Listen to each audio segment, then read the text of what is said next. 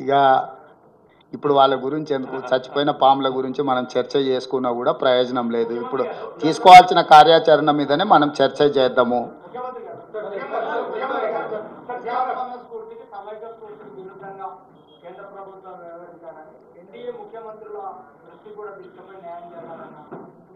అంటే నేను అనేది ఎన్డీఏ ముఖ్యమంత్రుల వీళ్ళ వాళ్ళ కాదు, ఒక రాష్ట్రానికి రావాల్సిన నిధులు.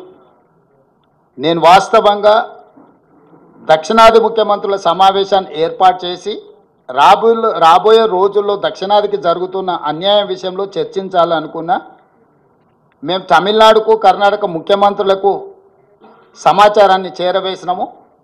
మిగతా వాళ్ళు కలిసి వస్తే మంచిదే, కేరళ, ఆంధ్రప్రదేశ్, పాండిచ్చేరి, లేదంటే అట్లీస్ట్ ఈ 3 రాష్ట్రాల ముఖ్యమంత్రులను సమన్వయం చేసుకొని దక్షిణాది రాష్ట్రాల పట్ల చూపిస్తున్న వివక్ష, దక్షిణాది రాష్ట్రాల ప్రజలను ఓటింగ్ మిషన్లుగా, సీట్లు గెలిపించే యంత్రాలుగా మాత్రమే నరేంద్ర మోడీ గారు బీజేపీ భావిస్తున్నది. ఈ వివక్ష ఎక్కువ కాలము చెల్లదు. దీర్ఘకాలికంగా ఈ వివక్ష ఇలాగే కొనసాగితే అది ఇంకొక ఉద్యమానికి దారితీసే ప్రమాదం పొంచి ఉన్నది. ఇది కేంద్ర ప్రభుత్వానికి చెప్పదలుచుకున్నాం స్పష్టంగా.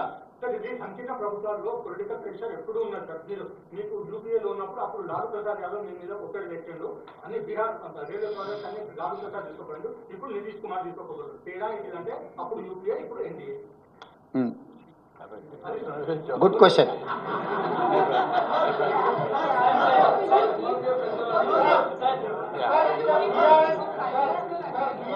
Yeah, definitely. We will try our level best. We don't ignore appropriate forums. Prime Minister is the important person or responsible person to sanction budget or permissions. Definitely we will try our level best to reach our goal.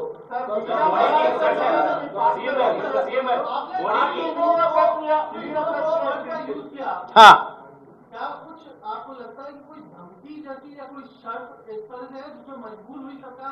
Sanjay ji, हमारा मतलब quid pro को के मतलब है कुर्सी बचाने के लिए नजराना दे रहा है बिहार। ये मैं इसीलिए कहा एनडीए का मतलब नायडू नीतीश डिपेंडेंट अलायंस।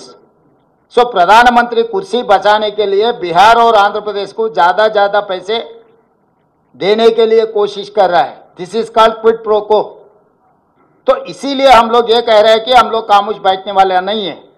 हम इन लोगों में नहीं है कि मोदी जी के सामने, केंद्र सरकार के सामने सर झुक कर बैठने वाला नहीं है।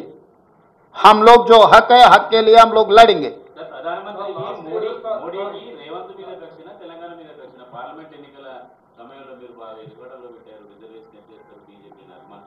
ఆయన అంతకంటే ముందు బడ్జెట్ సమావేశాలనే తెలంగాణ రాష్ట్ర ఏర్పాటు ప్రక్రియనే తప్పుబట్టిండు.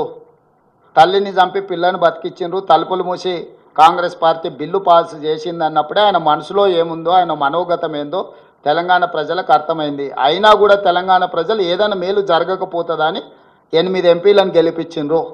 8 మంది ఎంపీలు ప్రగల్భాలు పలికిండ్రు కదా, కేంద్రం నుంచి నిధులు తీసుకొస్తాం, అనుమతులు తీసుకొస్తాం, తెలంగాణను అసలు అద్భుతంగా గుజరాత్ మోడల్లో అభివృద్ధి చేస్తామని చెప్పిండ్రు కదా ఎంపీలకు నిలబడ్డోళ్ళు. గెలిచిన వాళ్ళు ఈరోజు ఎందుకు మౌనంగా ఉన్నారు?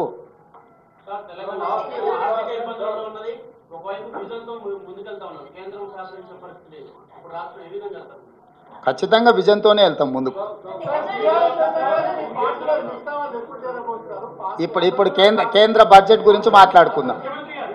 కేంద్ర బడ్జెట్ గురించి ఏమన్నా ఉంటే అడగండి.